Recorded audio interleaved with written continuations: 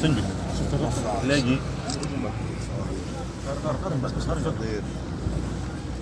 sëriñ bi lii waa AIS mooy association islam pour sauver le soufisme boole tarixa ci Sénégal lépp murid xaadir tijaan laayeen ñoo doon def le 23 février le 21 février ci Dakar seen deuxième colloque ñu tànnoon ay imam kenn ku dëkk Tivaouane ku dëkk Thiénaba ku dëkk Kaolack ku dëkk fépp ñu tànnoon Touba gii ba mu daj sëñ Ahmad Rafa yi doom suñu Fall ndax xutbaam boo xam ne murid xaadir tijaan laayeen ñëpp a koy seetaan ñëpp koy déglu mi ngi dajee suñu bureau ba Dakar ñu ne comme ren dañuy def deuxième colloque bi nañ tànn ay imam ñoom seen jëm boobu ñoo tànn sëñ Ahmad Rafa fii ci Touba ngir xutbaam boo xam ne julli ñëpp ci jariñ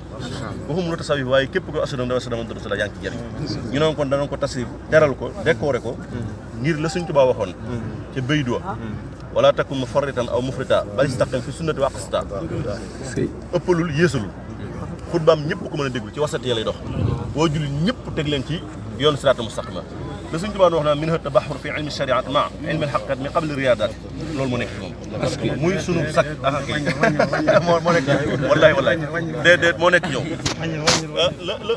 la suñ Touba waxoon tamit ne ab sëriñ bi mata roy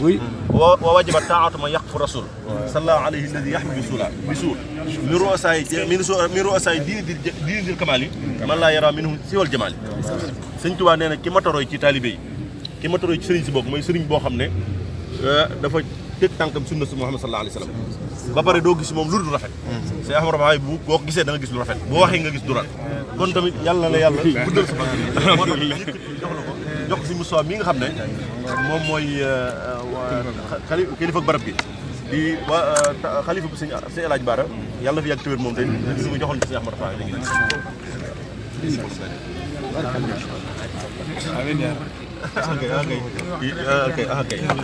waaw teewoon xoolal lu waaw macha allah sëñ bi yàq moom mi ngi noonu macha allah jërëjëf